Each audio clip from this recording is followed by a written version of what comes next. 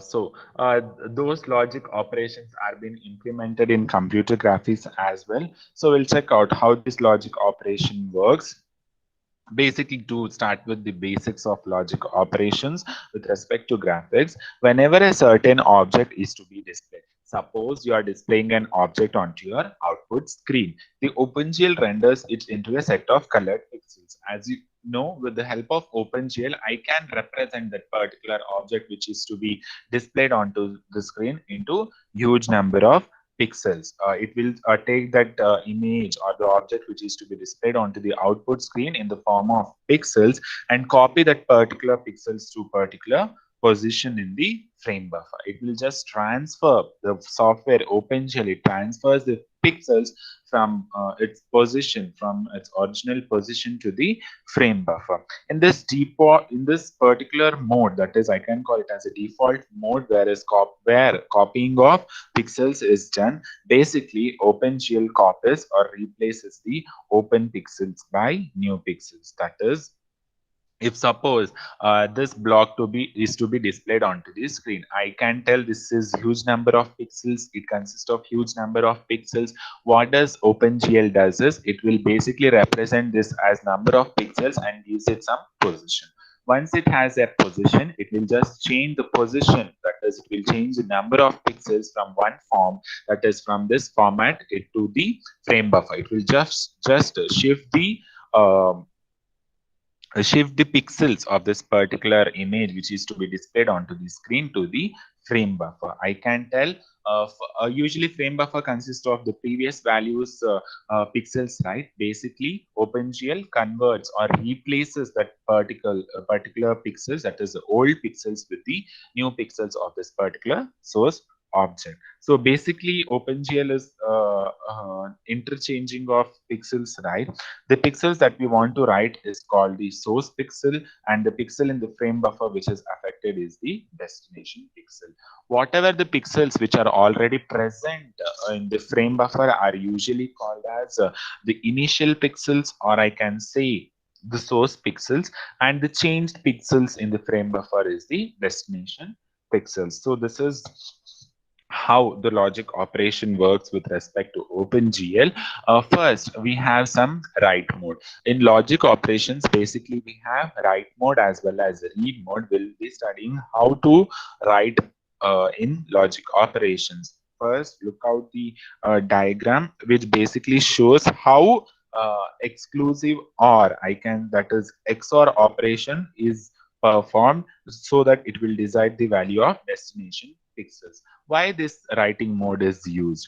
Basically, as I told, the frame buffer in the frame buffer, the pixel is being changed, interchanged with respect to the old pixels. You have to write some pixels to the data which has been already present in the frame buffer. That can be performed with the help of these modes, that is writing mode. So how that happens here, as this diagram basically tells you about to write a pixel with logical operations. That is, you are writing a pixel with logical operations with the help of this block diagram. What happens here? First, there is an application given with the help of source. This is basically the source with the help of which you are passing the input to the bitwise operation, that is logical operation. Here I am considering this as an XOR logic operation where you are passing the source to it.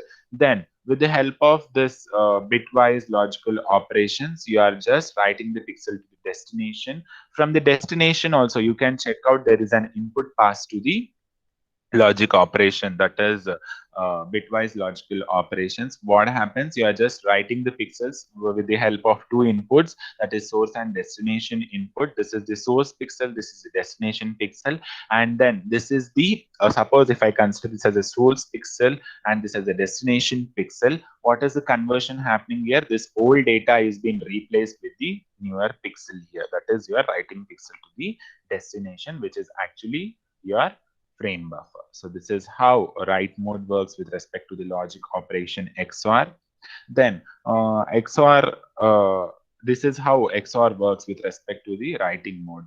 OpenGL consists of some logical operations which basically support some of the logical operations such as GL clear, GL copy, GL inverted, and all. These are some of the uh, logical operations supported by OpenGL. So how does XOR write performs? What is the performance happening with respect to the logic operations? First, we have a default mode, which is actually called as an usual mode also, which basically consists of sources, which basically replaces the destination, that is D dash with respect to yes.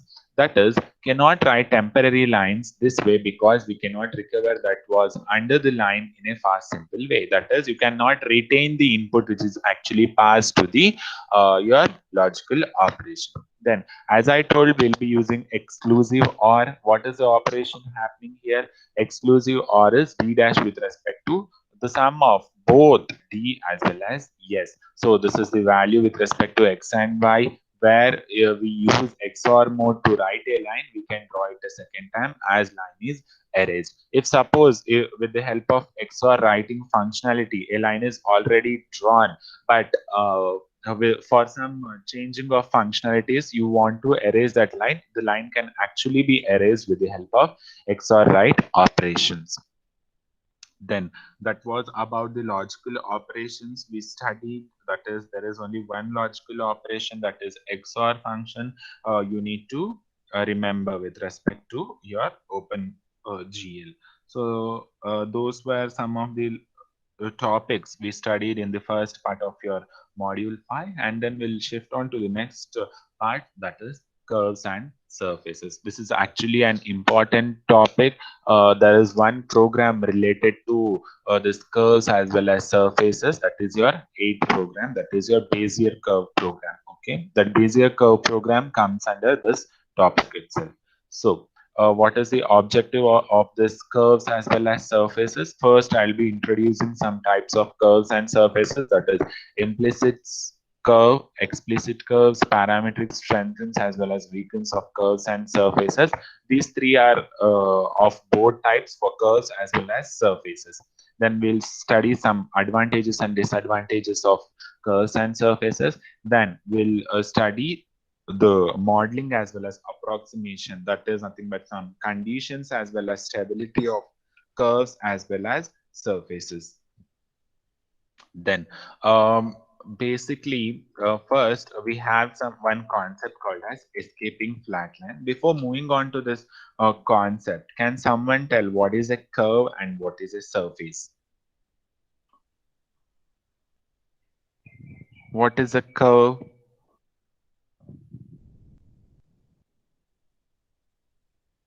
For example, I will take an example and tell you. I can tell curve, for example, if I take an egg as an example, I can tell it is nothing but combination of curves. It is just in oval shape, but there are curves included in, right? Curve is nothing but if you are just drawing a line which is bent, so I can tell that is as a curve. What is a surface? Now, if I'm keeping my laptop onto the table, I can tell that the table is consist of some surface with the help of which it is holding the contents. That is, whatever you are placing on it, onto the basis of the surface, you are placing your object. The surfaces also depends. It might be hard surface or erected surface, or I can say the normal surface of that particular object. Basically, in curves, we have curved surfaces as well. So, what is this curved surfaces is? It is actually a 3D line and surface which can be generated as well as displayed onto your output screen, which is dependent on your input set of operations as well as the number of data points you are being specified onto the program. This basically consists of some functionalities also, which basically define some equations of curves as well as surfaces. In curved surfaces, as I told, it consists of set of points, which is basically used as an object shape, which is used to display your particular objects which you want to display onto the screen. It actually consists of some forms, that is parametric as non-parametric forms, which basically comes under your equations. If you want to define the equations of curved surfaces, these are the two types. One is parametric as well as non-parametric. What happens in non-parametric is when you are writing some object and its descriptions in terms of coordinates, then this kind of representation I can call it as non-parametric representation. Where we'll be using this kind of curved surfaces, that is non-parametric representation, is to describe objects with respect to some reference frame. So that is how non-parametric curved surfaces works. With respect to parametric representation, when a particular object representation is given with respect to some dimensions, then that kind of representation I can call it as parametric representations. Basically, in computer graphics applications, parametric representations are basically used because they are more convenient. That is, it is very easy to implement. So that is a basic introduction about your curved surfaces. Then coming on to this topic, that is escaping flat line. Until now, we have worked with flat entities such as lines and flat polygons, which actually fit well with graphics hardware and mathematically simple. What does this mean is basically if you're considering curves or surfaces, the mathematical representation of such kind of surfaces as well as curves is bit difficult to implement as well as understand. But whatever we studied till here, it is very well fitted in your graphics hardware, and then it is actually simple when compared to your this thing, curves and surfaces. But the world is not basically composed of some flat entities which basically has curves as well as curved surfaces, which need not have some application level, so that you can represent this kind of entities in the form of curves as well as curved surfaces. Basically, how the implementation is done, implementation can render them approximately with flat primitives, that is nothing but your polygons. Then how you are modeling with respect to curve, how the curves are represented with respect to OpenGL. This I have taken an example here. This so suppose this is the curve I have defined. These are some of the data points which are being lying onto the curve and outside the curve. So as I have defined, these are the data points, and whatever the curve I have defined here, it has approximating curve, that is a curve which is being drawn onto the plane. Then you have something called as interpolating data points. What happens in interpolating data points is nothing but whenever you are comparing the data which is actually located onto the curve, which comes onto the curve, are basically tells as interpolating data points, or the data points which are getting intersected with the curve. So this is how you model with respect to curve.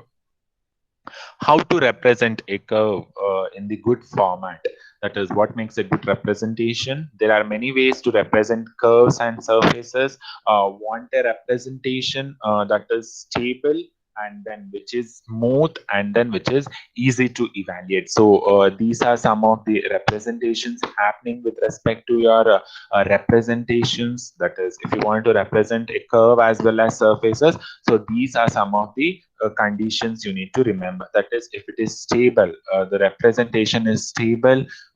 If you want to represent your curve as well as surface well, you have to make the curves as well as surfaces as stable, smooth, and then evaluation should be easier.